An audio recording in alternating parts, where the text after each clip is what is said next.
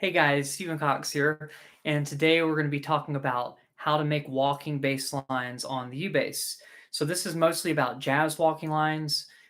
Blues walking lines are similar in the sense that they use arpeggios, sometimes they use chromatic lines, and then they might jump around a little bit more than jazz lines typically do, because a lot of times jazz lines are about creating a really smooth contour using notes in order to kind of make it flow really nicely, whereas blues can kind of skip around a little bit, just outlining the chord in general. So the first thing we want to know, the first thing we want to know how to do before we really start walking is we need to know kind of what a walking line is and kind of what a two feel line is, which is like a country line basically. So if you've watched any of my other videos, you already know how to do this, but we need to know what the root and the fifth of a chord is, and then we need to know that we're outlining chords. So basically, chords are things that guitar players, piano players, and other instruments would play where they play multiple notes at the same time. While we can do that on bass, typically in a band setting, that's not what people want us to do. They want us to play individual lines. But chords usually have three or more notes.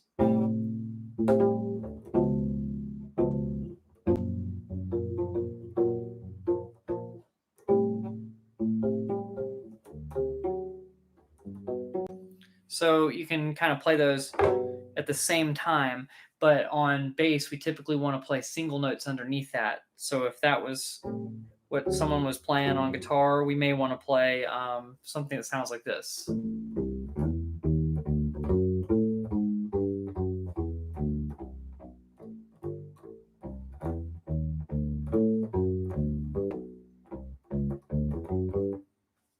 So maybe that ending's not quite what we're talking about, but that's the idea with walking lines. So first we want to be able to do a root and a fifth line, and in jazz we call this a two feel, and you can also call it a country bass line, is what it kind of sounds like. And so it's kind of interesting that they share similarities, even though country bass is typically simpler harmonically and with this idea of walk ups than jazz is. It's like they're kind of related. So the chords that I was playing a second ago,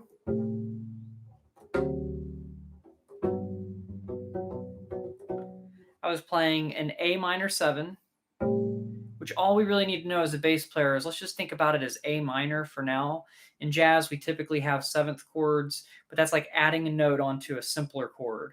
So let's just take the basic part of that and think about this as A minor.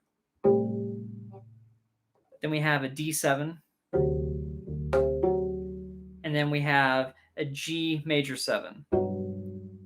So what we really just need to know is A minor, D major, and then G major as well. So only one of those is a minor chord and the other two are major. Now, if we don't know the difference between a minor chord and a major chord, there's a whole lot of videos that I have on this that basically talk about how to know the difference. But for now, we'll just say like minor chords sound kind of sad and major chords sound kind of happy. So this is a really common jazz progression where we do a minor chord that's this is kind of confusing, so you may have to watch some of the other videos to understand this, but it's called a 2-5-1 progression. So if we were in the key of G major, whoops, then we'd be starting on an A, because if we went up the G major scale, the second note of the scale is A. So we're going to build a minor chord off of that. We're going to say A minor. So that's our 2 chord. And if we play the notes individually, A minor sounds like this, and an A minor 7 sounds like this. And then we have a D7. So D is our 5 in the key. G, A, B, C, D. So if we walk up the scale, it's the 5th note of our scale. So we have our 2 chord, which is A minor, our 5 chord, which is D7, which you just need to know D major for now, although the 7 is important on this one. If we continue walking lines, we get a little bit further into it, basically.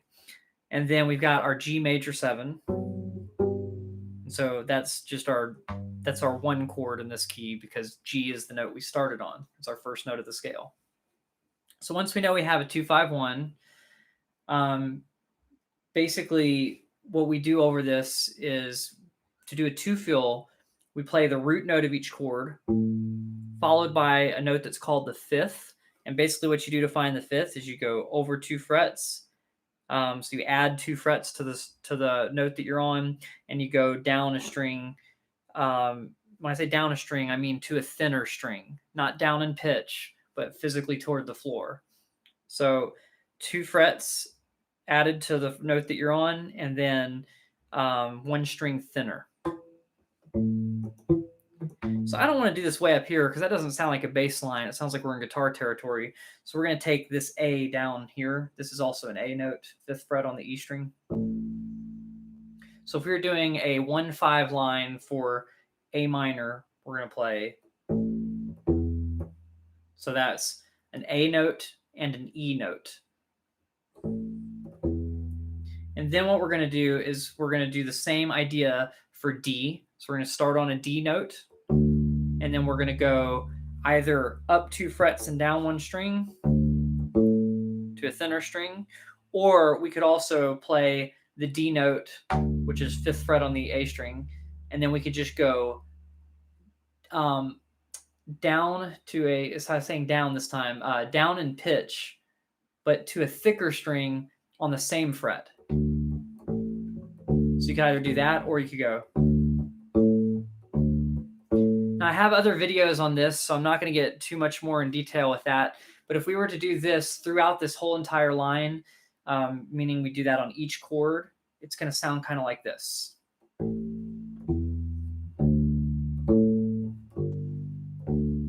Okay, so what I want to do now is I want to stay on each chord for 1 measure, except for the G. I want to stay on that one for 2 measures. So this ends up being 1 measure of 2, 1 measure of your 5 chord, and then we're going to stay on the 1 chord for 2 measures. So if we count to 4, we can go 1, 2, 3, 4, 1, 2, 3, 4, 1, 2, 3, 4, and then that again. 1, 2, 3, 4, and then we repeat the entire thing over again.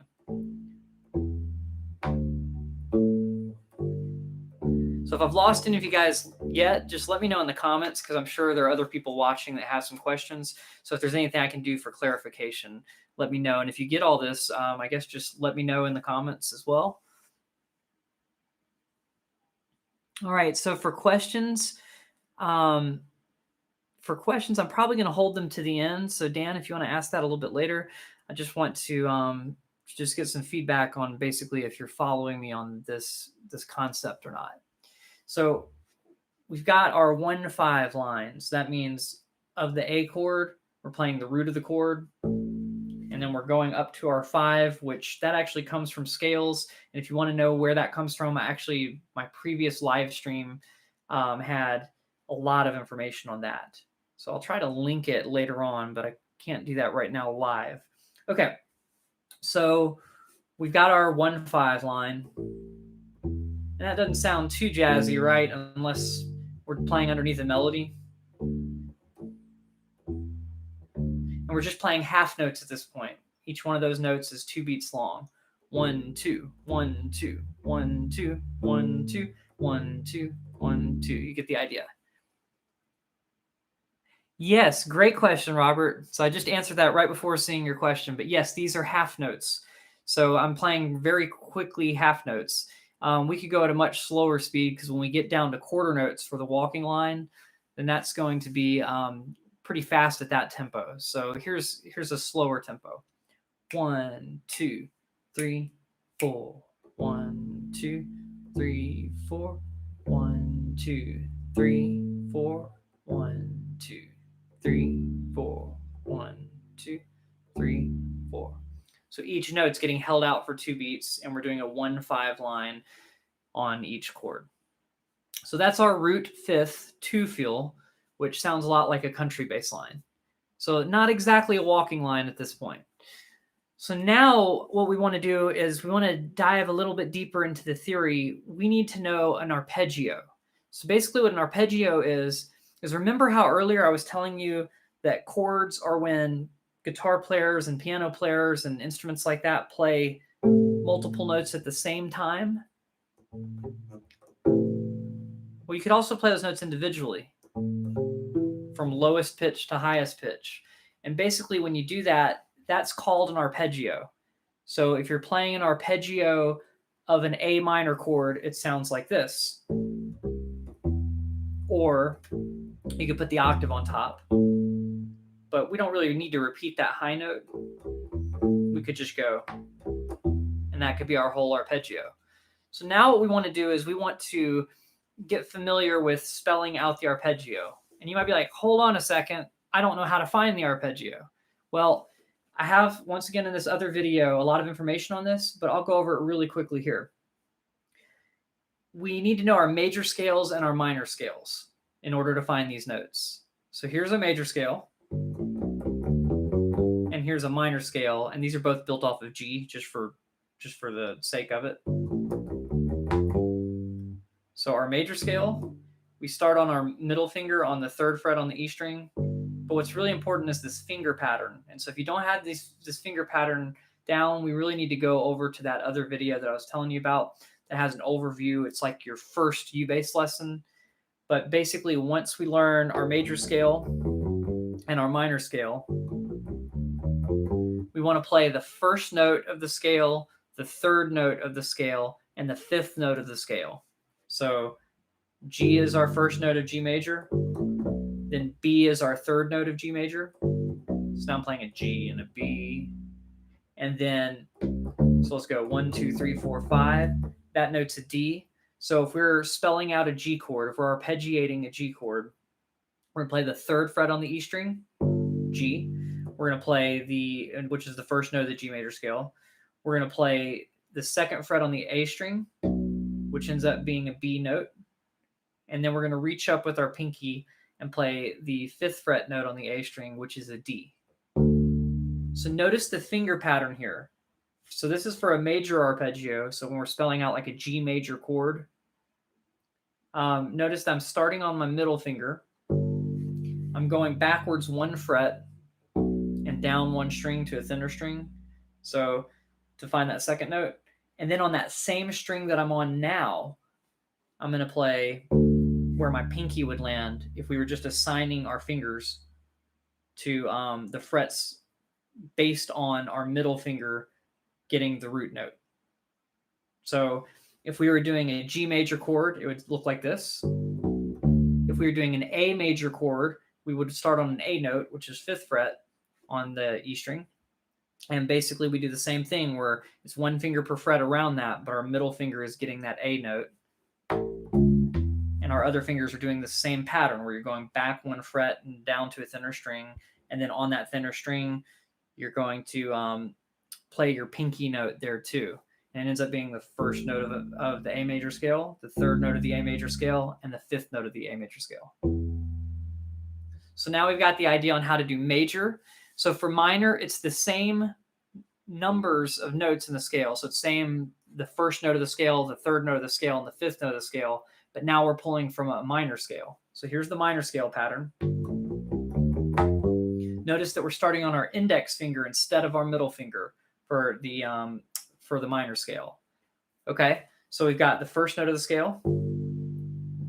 Then we're going to go to our pinky note on that same string to get to the 3rd note of the scale. See how it went to the pinky? So that's our 3rd note of the scale. And then we're going to play our 5th note of the scale, which happens to be 1 string down and 1 fret back. So you subtract 1 fret from the note that our pinky got. Okay. So that's our pattern. Now we have a movable pattern, and we just need to make sure that our pointer finger is on the root note of the chord. So if it's a G minor chord, we want our pointer finger on a G. If it's a minor chord, we want our pointer finger on an A. If it's a D minor chord, like as in dog, D minor chord, we want to be here, which is 5th fret on the A string, but that's where our pointer finger starts. and the rest of the pattern is the same. We go to our pinky on the same string, then we go down to one string thinner, and we go backwards 1 fret. So now we've got arpeggios, and you might be like, well, that doesn't sound quite like a walking line yet. But now we're going to just use arpeggios and go through this progression that we were doing earlier, which is called a 2-5-1 jazz progression in the key of G major. And we're going to start on our 2 chord, and we're going to go 1, 3, 5, 3 of the scale that goes along with the chord that we're on. So that's a lot of words. I realize that's a little bit confusing. Let me demonstrate it first, and then we'll kind of clarify as we go. So you've got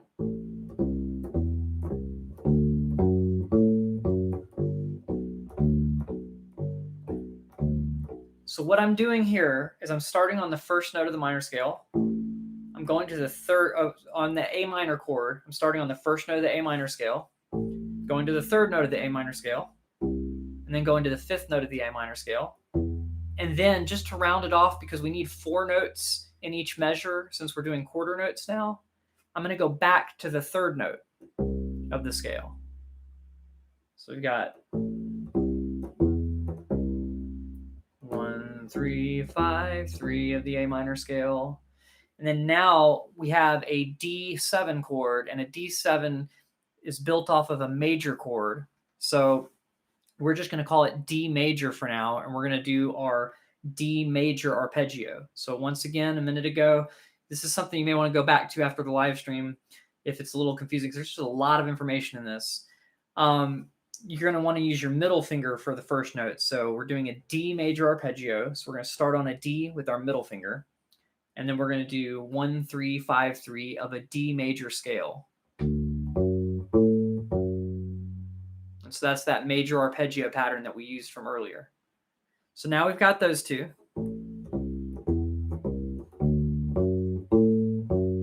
Now we're just going to go to a G major chord. So we're just going to play the root of that chord, which is G.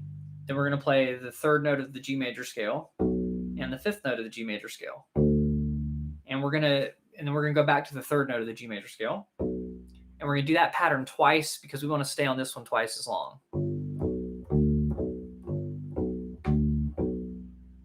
Okay? So I'm going to say the names of the chords again so that you know what I'm outlining. A minor to D7 or D major, and then G major 7. So it's an A minor, a D, and a G, and those D and Gs were both major. So it's already starting to sound like a good bass line, I think. If you were to do this all the way through the jazz changes, like if somebody gave you a lead sheet of a jazz song, and basically what a lead sheet is it has the melody written out, and then above the melody, which is written out in musical notation, it'll have chord symbols above it. And those chord symbols above it will say like A with a little M next to it, and that'll be A minor. Or they might say A with a little minus sign next to them, which also means minor. It's just a shorthand way of writing it depending on who made the lead sheet. And then you might see a D with a 7 after it. And so that's telling you, sorry, I should do it mirror image so you guys can see. A D7 chord, which if it doesn't have a minor or anything around it, then you probably just want to consider it major for now. There are a couple of other symbols that mean other things, but for now we'll just go with that. So, so that's our idea. So it sounds kind of like a walking line. It's functional. If you were to play it all the way through the changes underneath somebody playing the melody, they wouldn't be mad at you. It would be a functional walking line, and you can get all the way through that. And maybe if they're not bass players, they wouldn't even notice that it doesn't quite have this walking vibe, where basically what that is just kind of walking continuously in a direction or really connecting the notes super smoothly. So this kind of does, but it kind of sounds like you're going forward, then you're going back to where you were. You're going forward, and then you're going back to where you were. Whereas a good walking line will have like a smooth, continuous, like, oh, we're working up a scale, and now we're coming back down. So we're working up in pitch, and then we're coming back down kind of smoothly. And so you might want to continue things up a little further in that pattern, and we can't really do that with just these arpeggios. So let's keep going from here. We'll get to that eventually. There's a couple steps first. First thing we want to do is kind of just have a smoother walking line. So I'm going to use some other notes from the scale to kind of fill in some gaps. So let's say we're starting on the A minor chord. Rather than doing an arpeggio, we could walk up the A minor scale, but then we realize, oh, we get to the D before we want to, because D is our next chord. So we don't really just want to go, right? We don't really want to repeat that note, because that's like stopping that motion of walking. When you do it from the end of one measure to the beginning of another, it just kind of stops your momentum. So what we want to do instead is skip over that note in the scale and go to the next note of the scale and then come back to it. So this sounds like, so we've got the A minor scale, first three notes, then we're skipping to the fifth note of the minor scale, and we're coming back to the fourth note since that's our next chord.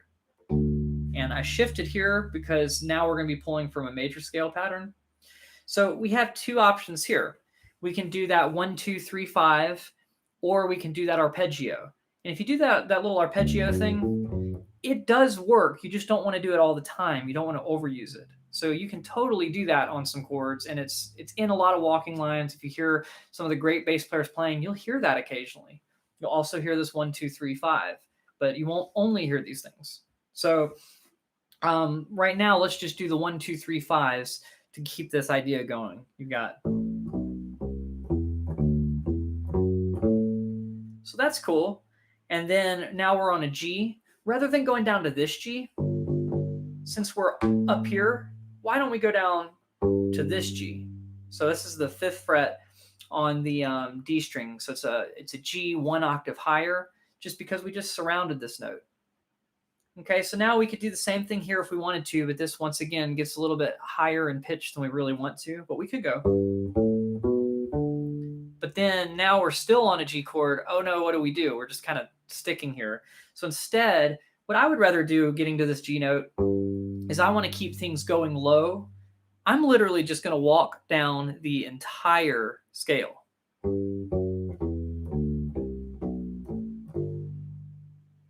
And I know that sounds kind of silly, but sometimes when you're staying on a chord for 2 beats, you can get away with doing that.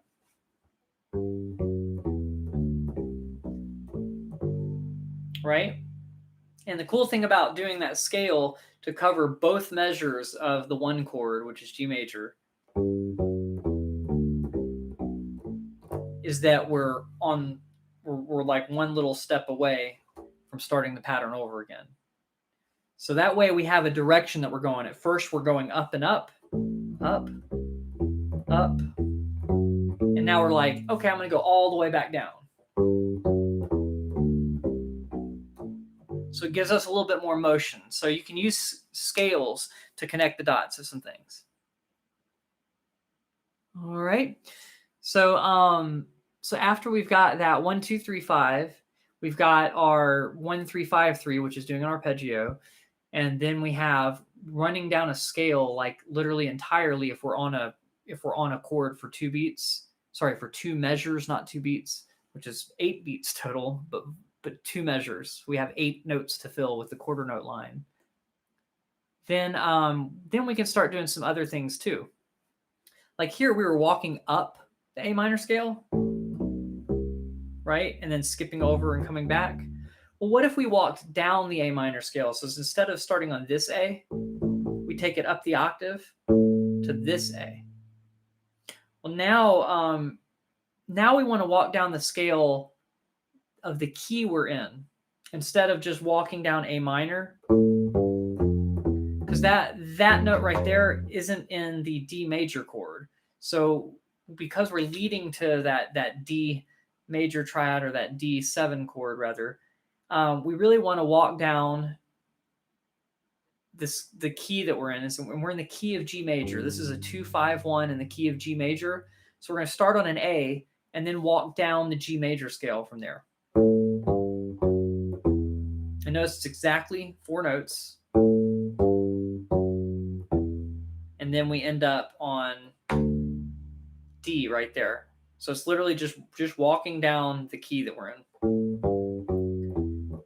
And the cool thing here is because these chords are all a fourth apart, which is kind of confusing, but if you think about it, if you think about the alphabet, A, B, C, D, it's 4 notes away. It's the fourth note away from A.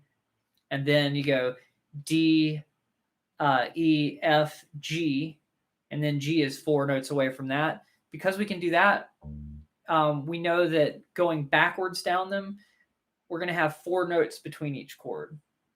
So it's kind of confusing as to the reason why I just gave you, but right, you can continue walking down the G major scale.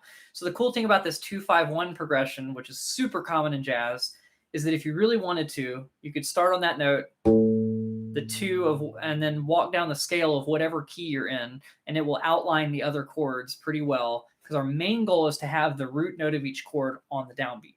That's our first goal. So this does that. We're on our root note. Now we're on the root note of the next chord. Now we're on the root note of the last chord. So then we got to figure out from there how we can get back to the 2, right? We have a couple of options. Do we want to keep walking down the scale? Like let's say we started, instead of on this A, we started way up on this A, and we still just walk down notes of the G major scale.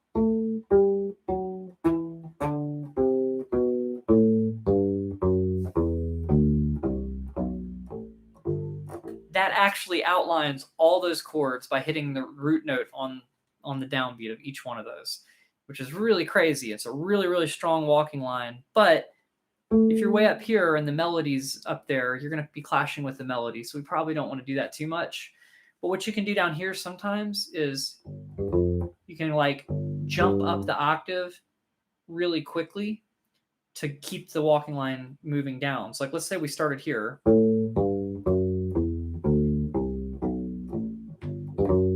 See how I went boom, ba-dum, bum, bum, bum. So I'm adding a little quick 8th note pickup between this G and that G so that I can continue the line on the downbeats moving forward. So, and then back here.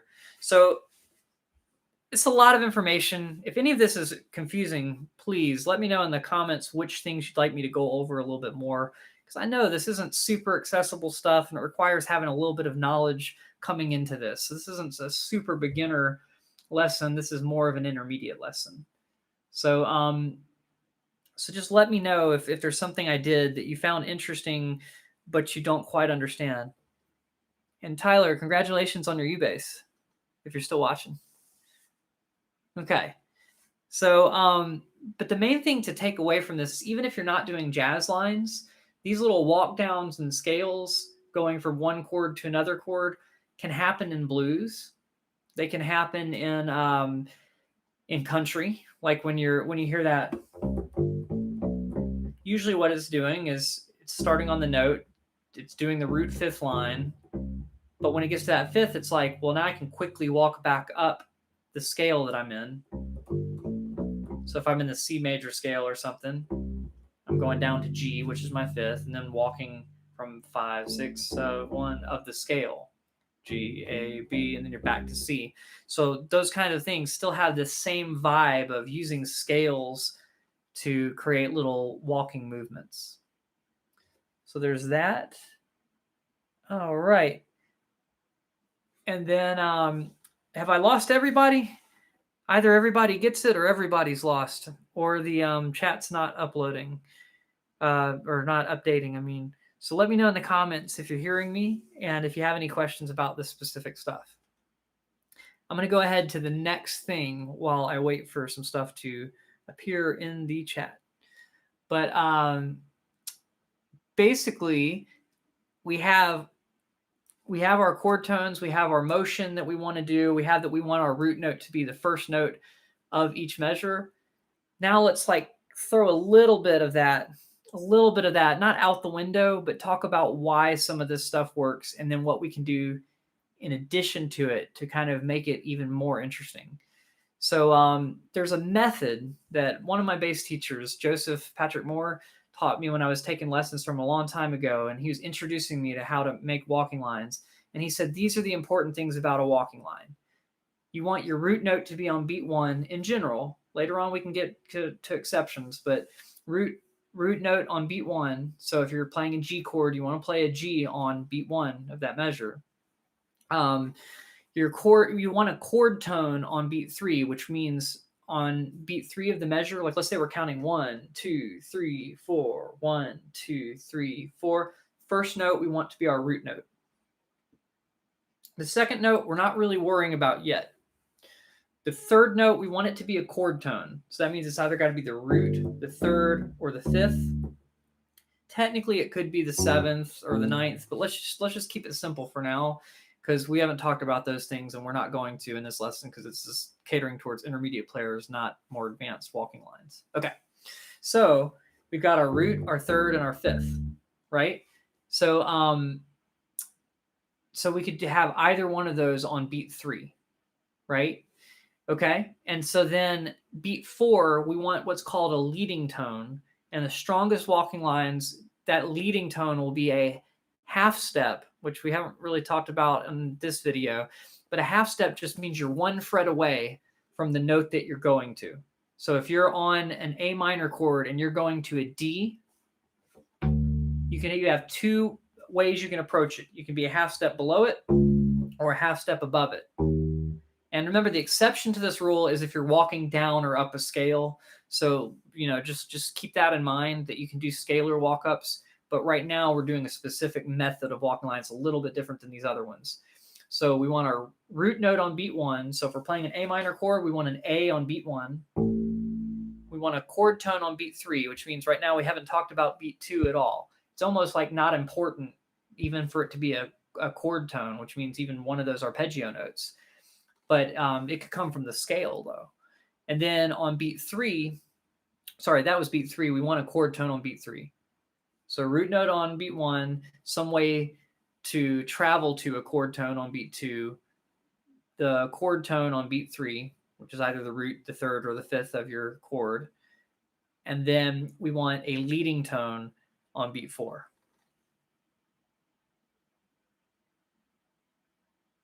Oh. Thank you, Del. Or is it Delvin? Thank you. Okay, well, I'm glad that I'm making this as clear as possible. I know it's very dense stuff. So if you want something that gives you more background on this, you can always go to the first U-bass lesson. It's an hour long, so it covers way more than you think it will.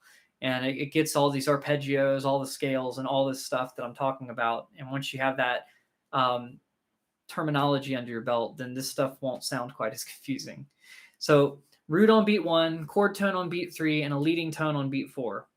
So if we were doing this, when we're walking up the scale,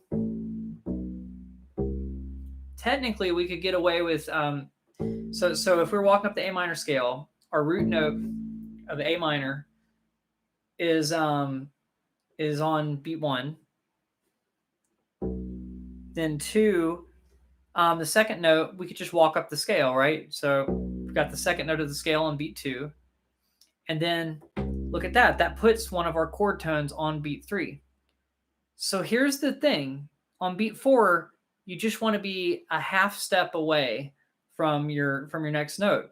So this is kind of weird because most people would say you don't want to put this note on a minor chord, but directionally, using this method, it technically works to go, or I'll do it this way so you can see the pattern. Even though that note's falling, it's on beat 4, so it's not on a strong beat, so it doesn't matter as much that it's not a chord tone. So a lot of people will see walking lines like this, and they'll be like, hey, that's not correct theoretically. And it's not, right? Because you're doing the note from the major scale over a minor chord, and you're doing the third of the major scale over the minor chord. It's like, whoa, you're not supposed to do that. But because it's on beat 4 and it's such a strong relationship to the next chord tone, you can get away with it technically. Right? So even though we're walking up a minor chord, we can still technically do that, although it sounds better over a major chord. Of course, when you do that over a major chord, it kind of breaks the rule too. So of this method, it doesn't quite fit, because if you do this over a major chord, beat 3 is the minor third, and it's like, So one thing to keep in mind with these walking lines is if the direction is strong enough, if the movement is strong enough and pulls you towards that next chord tone strong enough, you can kind of get away with breaking some other rules of music theory occasionally. Now, you don't want to do that all the time, because then it gets really confusing to players that are following from you. But occasionally you can do that. And honestly, on the major chord, doing that walk up, it's very common to do that. So so even though it sort of breaks a couple of the rules I'm talking about, it's just so strong and it's been played so many times that people know what you're outlining when you do that. Okay. So we've got that idea. So if we do this over the changes, we could go. Right? And then we end up on our G chord, and from there we could probably just walk down the scale.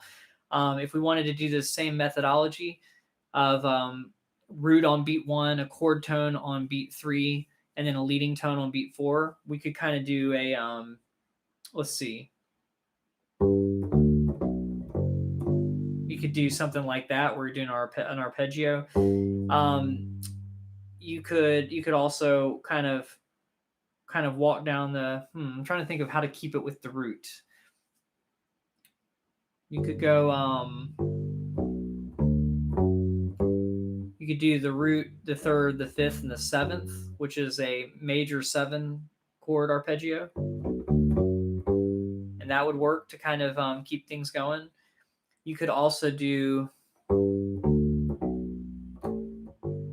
literally do a major pentatonic scale in reverse, if you wanted to. Or really leaving out the 6th notes. This is really just an arpeggio in reverse. But once again, that's a little bit loose on there. You could also do the country line thing, where you're kind of borrowing from that root 5th line, doing the root on beat 1, the 5th on beat 2. And then this kind of breaks the specific method that I'm talking about right now, but you can just walk up the scale from there, and that's such a strong thing that it doesn't have to be chord tones exactly. So the hardest part of this method is when you're on a single chord for more than one measure, it's really hard to figure out what to do without using the chord tones, using like the major 7 to do this, or using some ideas from chromatics, or just going down a scale. So if I were doing this, I would say combine this with some other ones when you stick on one chord for 2 measures. All right. So at this point, we have our root 5th 2-fill thing. We have our arpeggio lines. So we can do 1, 3, 5, 3, 1, 3, 5, 3 on each chord. We have scale walk-ups. And this works really well specifically over 2-5-1 progressions and progressions that are moving in fourths. So that means, like, once again, D to G, D, E, F, G. You just go up the alphabet kind of to figure that out. Or you could say you're going up a scale to figure out from that first note, the 4th note of that scale to the next one, and then pretend that's your new scale, the 4th note. Anyway, 4th note from there would be your next 4th. So this helps with that relationship. But now, what about when we're going from the 1 chord back to the 2 chord? Well, in that measure, we have a whole bunch of options. Like I said, if it's 2 measures of the 1 chord in a row, you could just do a major scale, and then that puts you a whole step away, which it's not a half step. It's not quite that leading tone idea, but it's pretty close to it. You could do some other things. So here's just kind of a common little way to turn around and move back up. And so this actually does follow the root on beat 1, the chord tone on beat 3, and a leading tone on beat 4 from getting to 1 chord to a 2 chord above it. So check this out. We're starting on a G, on the G major chord. Then we're going down 1 note. And that one doesn't matter because that's beat 2, right? But this is a note from the G major scale. And if you're thinking about this as a major 7 chord, it's actually also a chord tone. But then when we turn around and we come back the other way, we're back on a chord tone. It's still the root note, but the root note is a note in the chord. So technically that's not breaking that, right? Not breaking that rule. And then we need a leading tone to get to the next chord. Well, if this is where we're going, our leading tone could just fill in the gap from there. Even though it's not in the key, it really sounds like it wants to pull up to that note. So, so you can do that to get back to your 2 chord. And so that takes up 1 whole measure of the G chord. And if we're on there for 2 measures, you just got to figure out what to do with that first measure. So if we're on a G major chord for 2 measures, you could do an arpeggio for the first one. And actually, let's just go ahead and add the second note of the scale down here. So we're getting 3, 2, 1 at the end of that. That's not doing our leading tone thing that we talked about, but it is walking down the scale from that point. So we've got arpeggio, and then we're like, okay, now we're going to fill the gap in with the scale.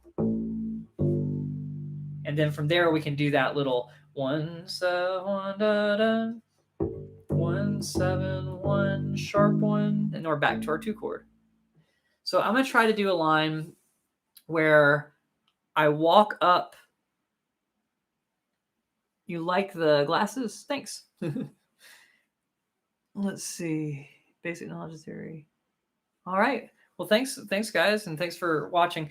I noticed that there are less people watching today, and I imagine it's because this is a dense subject a little bit if you're not a jazz player already. But you hear this in other styles too. You hear that in country sometimes too. So if you're going, let's say you're doing 1, 4, 5 in country.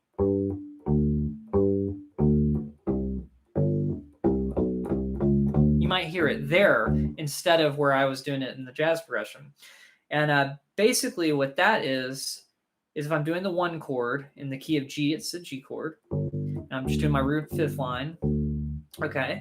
Then I'm going to go to a C chord, which is my 4 chord. Do the 1 5th line, right? And then I could go to the D chord, which is the 5 chord. And I could walk down a scale there. But the walk up that I added was between the 4 chord and the 5 chord. So I went.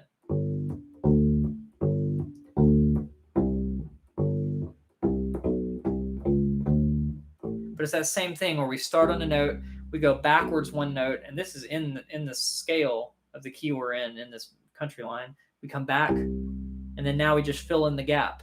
That's the leading tone that really makes you feel like you want to be on that next note, which is our ultimate goal, is getting to that note.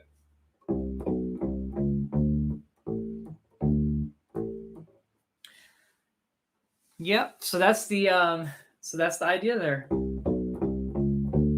So it's kind of it almost has a cheesy sound to it because I think it's used in a lot of places that are kind of silly in some things. But if you work it in to a line that has a whole bunch of walking around it, it won't stand out like a sore thumb like it does when you do it in a country line. So if I were to add walk-ups to everything on the country line, I could go.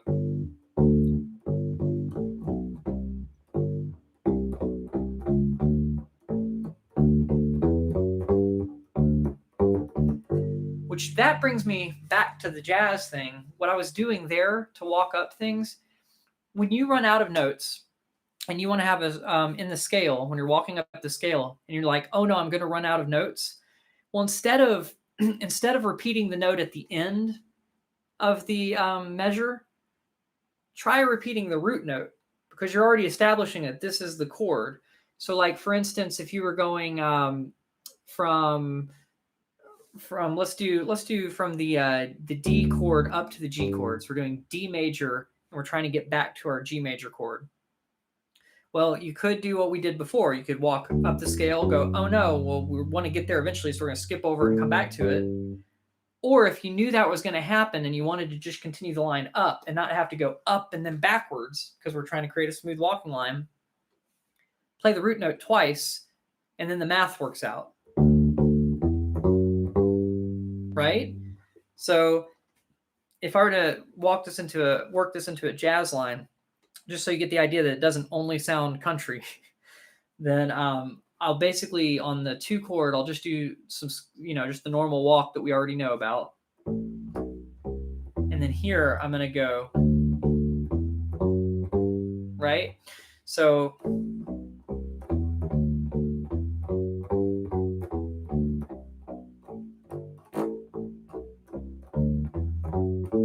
you get the idea. You could do it on the 2 chord, going to the 5 chord as well, starting on the A minor. But if you do it too much, it really does disrupt the flow of the walking line. So you only want to do it when you have to, basically, or when you really, really want to keep the motion going up and you don't want it to feel like it's going up and then coming back. But you can kind of do all this stuff and kind of interchange it. So what I'm going to do is I'm going to walk over the changes just a few times, and I'm going to try to use everything that we talked about here and maybe mention it while I'm doing that. Okay. So I may not be able to say it quick enough, but we'll see if I can do this. So walking up the A minor scale and then coming back to the note. Now I'm repeating the root note so I can get over here. Now I'm walking down the scale, still on a G chord. Even though that breaks it, it's such a strong thing. So I'm repeating the root note, doing the 1, 3, 1, 2, 3, 5.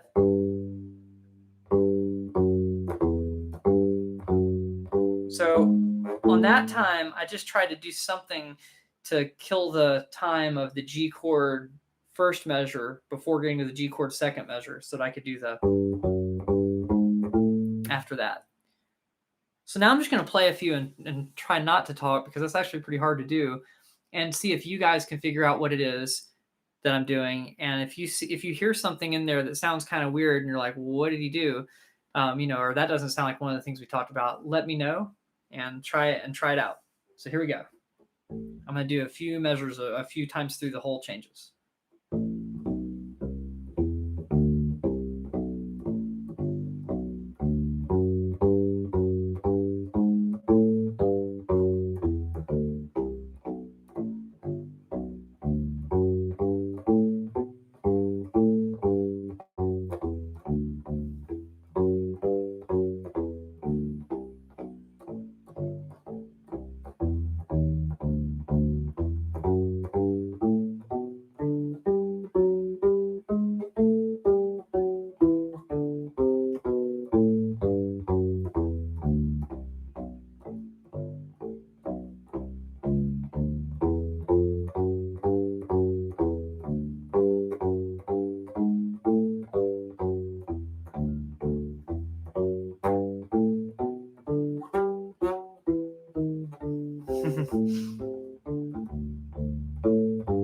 Okay, I kind of messed it up at the end, but you get the idea.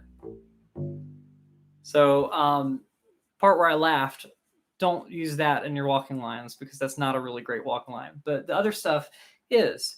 So one thing that I realized was I could kind of just do a major arpeggio. This is a major 7 arpeggio. So I'm doing 1, 3, 5, 7 of the G major scale. And then I could combine that with the, to get back to the 2 chord, which is the dun, dun, dun, dun, just up the octave. And then when I was going up here, it's like sometimes it's fun with the 2-5-1 progression to see how far you can just walk down the scale, So it's kind of cool because you go, I'm on the 2 chord, I'm on the 5 chord, and I'm on the 1 chord for 2 bars.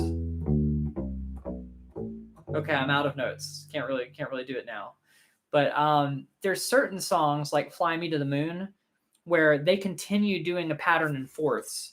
So instead of doing 2, 5, 1 and staying on 1, it might go 6, 2, 5, 1. So let me do that real quick. And then you can literally, because the 6 of your key going to the 2 is also a 4, is also a fourth, sorry. So like, let's say you're playing the root note G, the sixth note of G is an E, and then the second note of G, the 2 chord, is an A, right?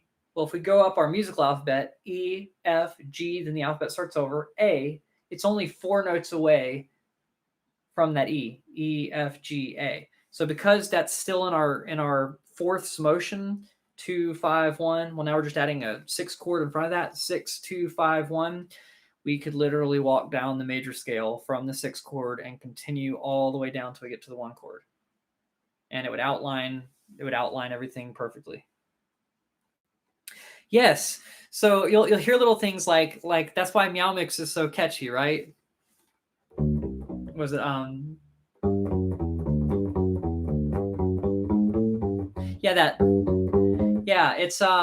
it's totally this walking line idea. So it's not really a super original melody. It's more like Meow Mix is a bass line turned into a melody. So they're walking down the scale, then they do the same thing again, then they do our little lick. Dun, dun, dun, dun, dun, dun, right? So it's kind of just pieces of a walking line turned into a melody. So good call on the Meow Mix. But yes, walking lines can help with melodies too, because the whole idea is we're trying to connect one chord to another chord in a very smooth way. And if you do that, then you end up with scale patterns. You end up with these little turnarounds, and they connect really nicely like a melody would. The only difference between a melody and a walking line, a good melody and a walking line, really, is that walking continues to go, and melodies do that too. So really, the only difference is that walking lines are continuous. They don't have breaks between them. You're just literally playing quarter note after quarter note after quarter note, and maybe throw in some eighth notes to kind of change the direction a little bit. I'm going to play over this and try not to think about it, and then try to explain to you a couple of the things that I did that weren't what we talked about. So let's see.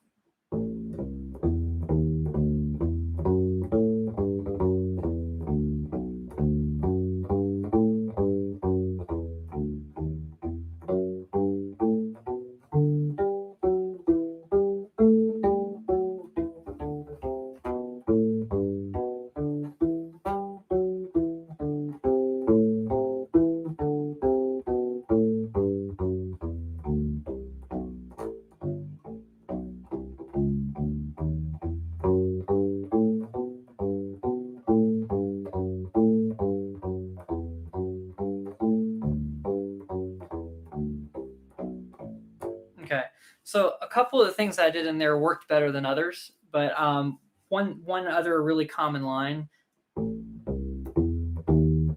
is that one, which that one does follow our root on beat 1. We have a chord tone on beat 2, but we also have a chord tone on beat 3, so it still follows. It didn't really matter that we had a chord tone on beat 2. It's stronger that way, but it didn't matter. So we just did our arpeggio, but instead of coming back down and jumping back, I just went 1 fret down, because that can be a leading tone going down. Since you're already going that direction, it feels like you really want to pull down 1 more fret, and that's where we're trying to go anyway. Right? So I did that, and then a couple times I did this walk up. And that idea is really, instead of outlining the D chord, we're really outlining a G major scale. But it's just a really common thing that you hear, going from the 5th note, adding a chromatic into the 6th note of the G major scale. So that one's just a common thing that happens, and it doesn't really outline the D chord that well, except for the D is on the downbeat. So that's the biggest thing there. And then we also, on beat 4, have a leading tone, so that still outlines pretty good. It's just that second note's kind of weird, and that third note's not a true chord tone, but it's technically, in jazz, you could add the 9th to it, and that note is the 9th of the D chord. So technically, you could call it a chord tone and get away with that. It's following this root on beat 1, chord tone on beat 3, leading tone on beat 4, and then getting to that next note. So that's the thing there. And then there was one time in this whole entire pattern where I didn't put the root note on beat 1 because we want to talk about exceptions. So exceptions to the rule, on beat 1, you can really just outline it with any chord tone, right? Now, the root and the third are the strongest one because if you throw the fifth one in there, it'll sound like you're on a totally different chord. Whereas if you just play the third of the chord, which means the third note of whatever scale it comes from, then it just kind of sounds like you're substituting a different chord for that chord by just leaving off the root. But it has so much in common with that chord that it still sounds right. So what I did here, I believe, was I ended up, well, if you're trying to outline an A minor chord, you could technically have a C on beat 1 of that, and kind of just make sure to hit an A in that measure somewhere else to let people know that it was an A minor chord, actually.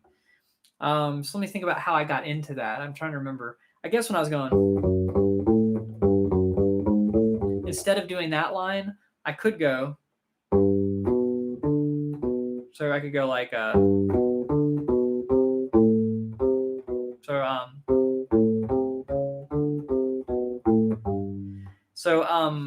I could start on that C note, and then what I did there was I just immediately followed it by an A to let you know this is really an A minor chord. I'm just hitting a different chord tone on beat 1. And then I go back to that same chord tone.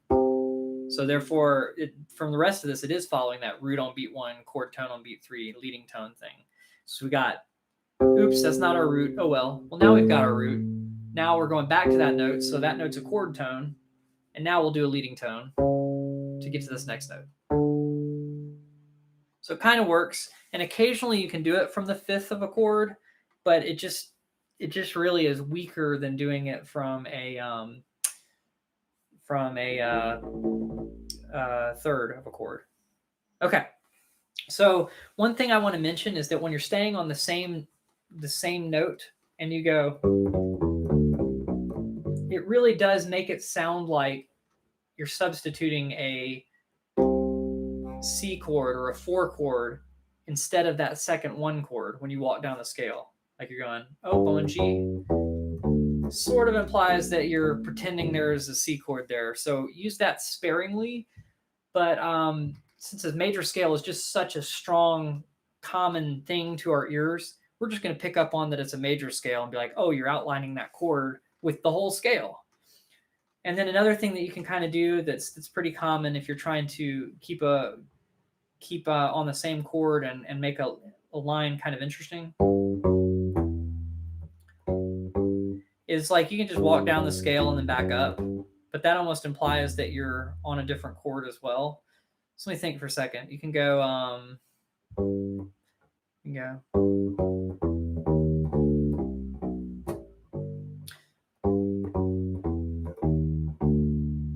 if you do that, basically all I was doing here was walking down the scale and then going, I want to land on a chord tone on beat 1.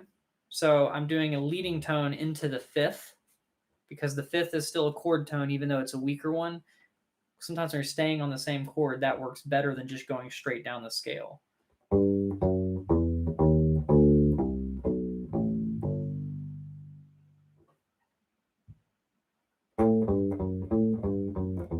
So let's see.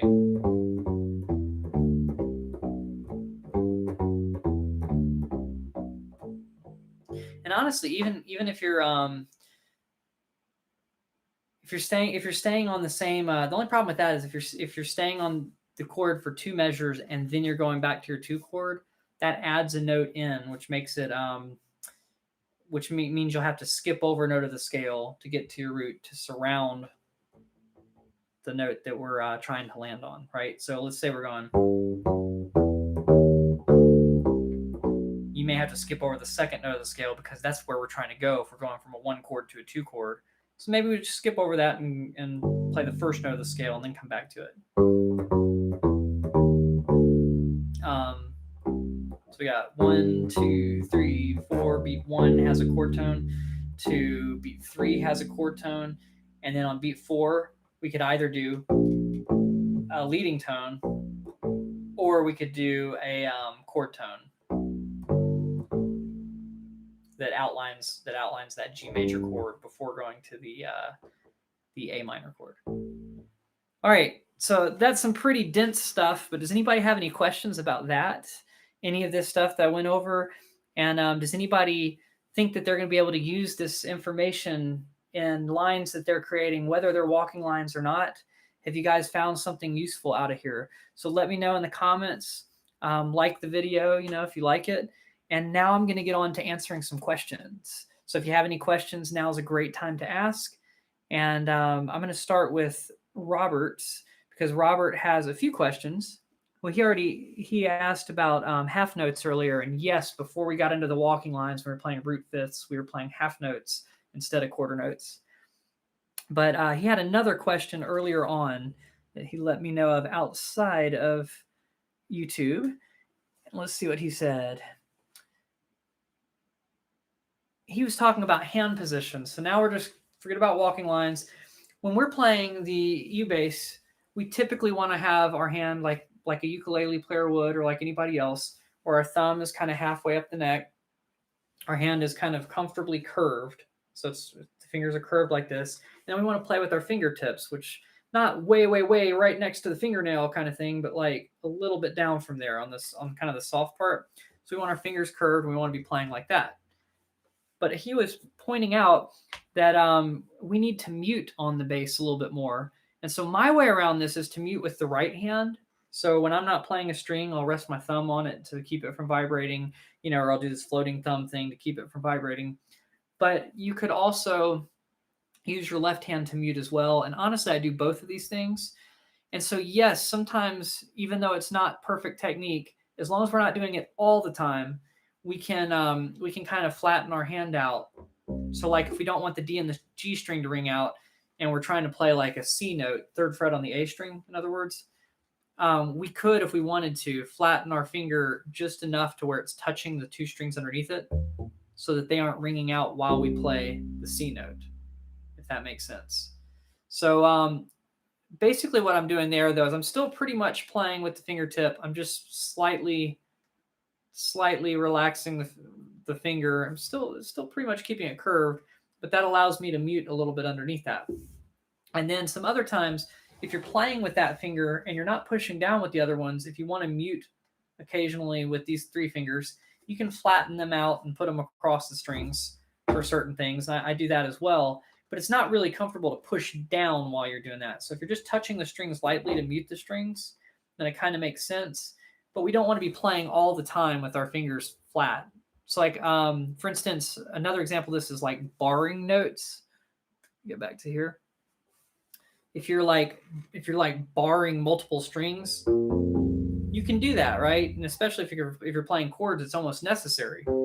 It's like on guitar, they do bar chords, right? When they do a bar chord, they're not keeping this wonderful form. They're flattening out one of their fingers to push down all the frets.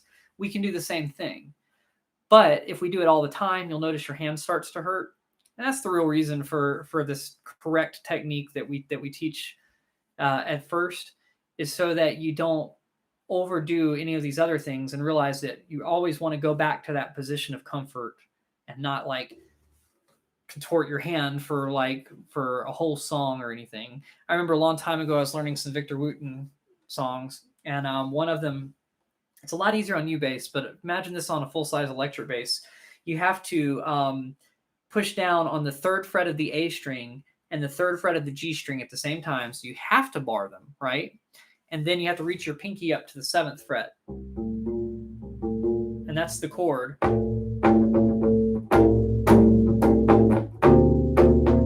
Right, so he's doing that. Well, there's no way I can keep my hand curved, and there's also no way that I can keep my thumb in the middle. My thumb had to come down in order for me to reach my arm under to do that. If you're practicing stuff like that a lot in a row, it will hurt. So you just wanted to use things that break that general posture sparingly. That's really the main thing there. And then always return to your normal pattern there. So do I have any other questions? Anyone else have a question that they would like answered today?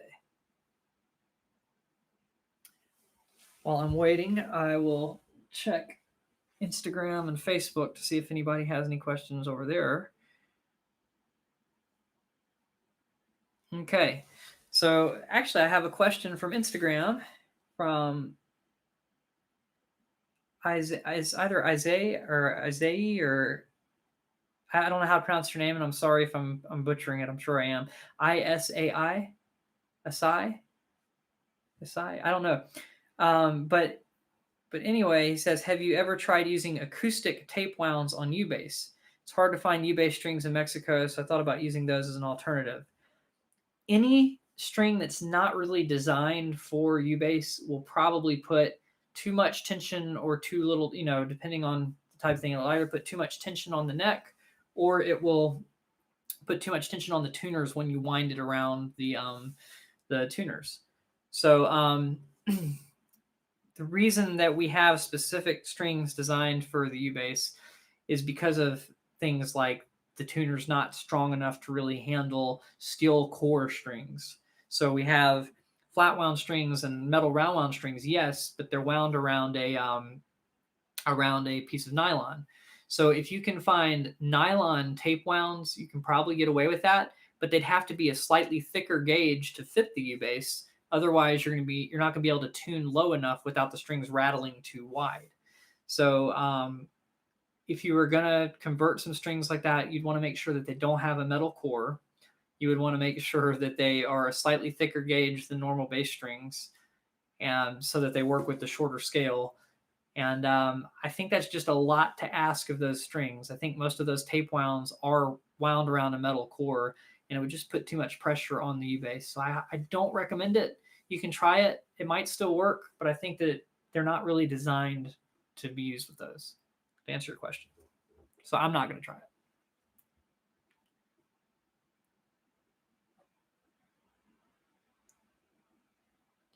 The back of your wrist. When you say the back of your wrist, do you mean this part or this part? You're talking about on the palm side or on the back of the hand side? Because the answer is probably if it's on the back. I'm not quite sure which thing would be causing that, but I imagine it has to do with your wrist not being straight. So we really want an angle that's more like 45 degrees, but unfortunately with the plug-in being down here, then we can't really set our instrument up on one leg and have it up like this without putting too much pressure on the cord. So that's why I crossed my right leg over the left, is to bring it up. But if it's up high enough, you should just be able to, and I'll turn sideways so you can kind of see it. You should just be able to have your hand like this. Notice that my wrist might have a slight curve to it. It's not like entirely 100% straight like that, although that might be good too. If it's straight like that, your thumb will be at an angle a little bit more. It won't be straight up and down, because that will cause some pressure in your wrist. So have it kind of over to the side like that, just a little bit, but not parallel, but kind of diagonal. And then basically, yes, we have our fingers curved and everything, but if you're doing this too much, if you have like almost like a right angle on the wrist over here, it's going to wear your arm out. So basically, if you do that, if you think about it, your tendons are going through these bones here, and they're going to be rubbing against more things when you have the angle like that. So when you pull with your fingers, it's actually going to hurt the wrist a little bit there, right? But on the back side, that may mean you're squeezing too much. So just make sure that also that when you're like this, you're not squeezing the neck too much, but you're actually using more like your shoulder and upper arm to pull into the neck. So that's what I was kind of saying in that last video. And I know I didn't do an example like this. I think this is a really good angle for it. But like, just think about like pulling, like it's a pulling motion like that. Like I'm pulling, but not that hard, obviously. And I'm stabilizing the bass with the other arm. That might help. And then just make sure you're staying relaxed when you're playing. If you're playing something too fast, you're going to automatically tense up. Just do whatever you can to not tense up. And if it's none of those things, then I worry a little bit that might be like some sort of, if it feels like a bone kind of thing, it could be a sign of arthritis or something. So just make sure to stay relaxed while you're playing. If that's the case, just stay super relaxed. But to answer your question, I don't think that's normal because I've never had pain on that part of my hand. I have had pain on the inside from these things that I'm telling you. The reason I'm stressing this so much right now is because I did mess up and have some wrist problems from squeezing too much, especially on the upright bass. And then instead of doing the pulling motion, I know on the smaller instruments it matters a little bit less, but it's just kind of like you have smaller muscle groups here, and you're really abusing the tendons when you're squeezing, basically. So hopefully that helps. But if not, you just got to figure out what's causing the tension. All right. So are there any other questions for today? Anybody else? I'll give you all a minute to come up with something. Maybe I'll play a little bit more of a walking line. In fact, I'll do what I was going to do earlier and never did. I'm going to loop a walking line. But if you have questions, go ahead and type them in.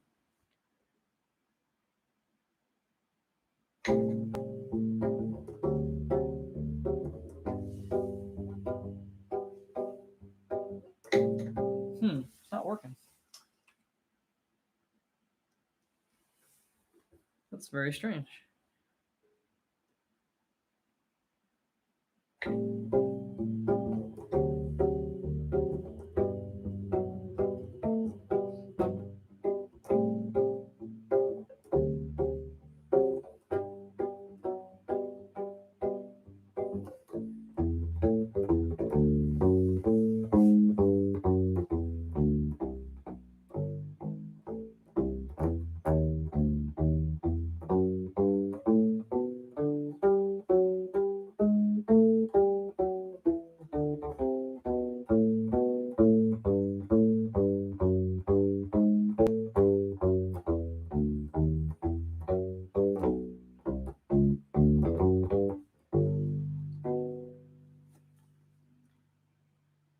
Oh.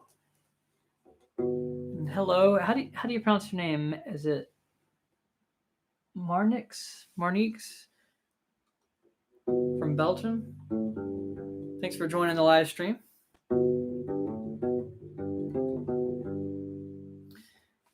And yes, for some reason my loop pedal is literally, as of today, I guess, has just stopped working. I'm going to try one thing. It's probably going to make noise, so bear with me here. It's probably going to make a click or a poof in the end. Yep. Don't try this at home, kids, right? So that's probably bad for the PA system, but oh well. I'm just going to see if it's the pedal being broken. Oh, I think I was just hitting the wrong pedal. Here we go.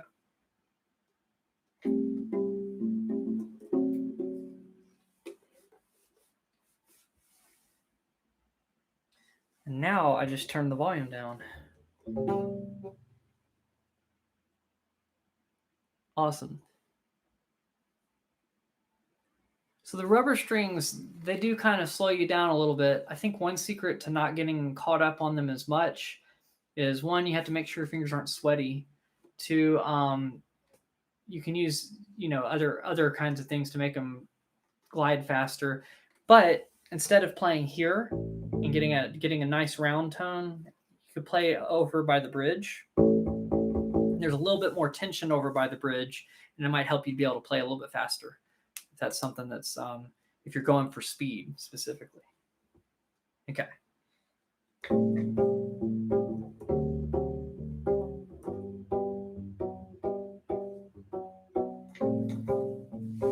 So now we've got our little chord progression looped.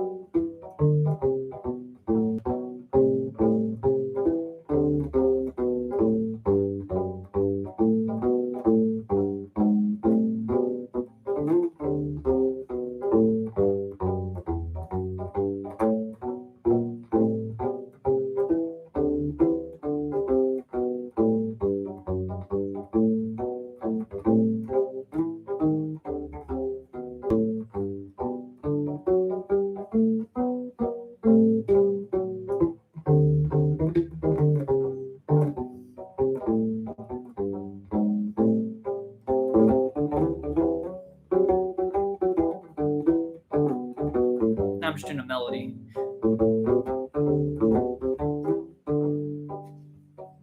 Similar kinds of things though, right? It just doesn't have to follow rules as strictly.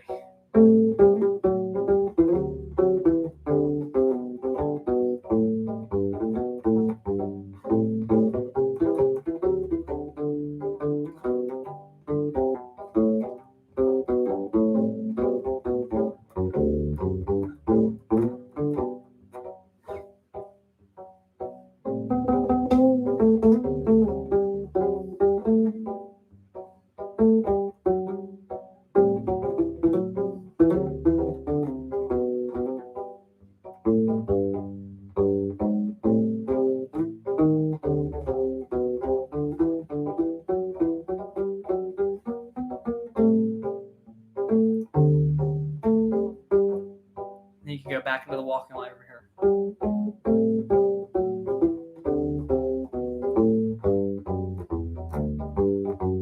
That's like the meow mix thing.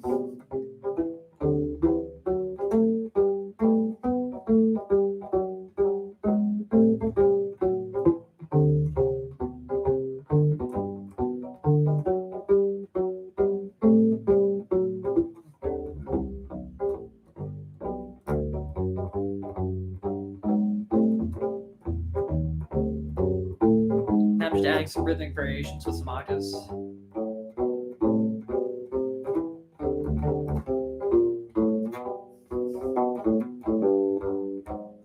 I'm messing up.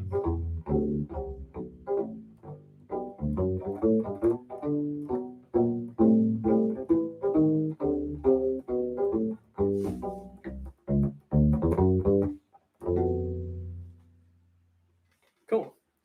Thank you guys so much for watching. I hope you've enjoyed learning how to walk on the U-bass.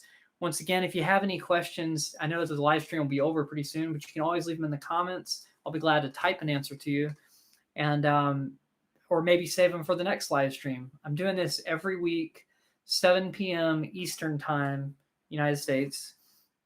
And yeah, if you'd like to, hit the like button. I think it's cool that we're up to 10 this time. And if you'd like to take lessons from me, I'm actually teaching Skype lessons now. And that's stephencoxmusic.com/Skype, SKYPE. Although I use Zoom and other things too. That's just back then I just used Skype when I made the link.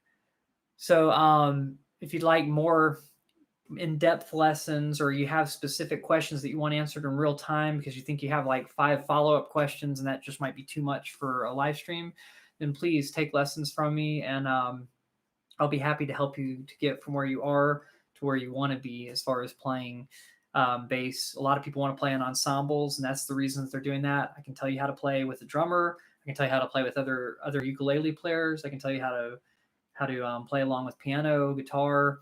And I know I covered a lot of that. I can teach you some more complex jazz concepts, how to solo over jazz changes, just a whole bunch of things like that. And I also teach ukulele and upright bass and electric bass as well. So thank you guys so much for tuning in, and I'll see you guys on the next one. Bye for now.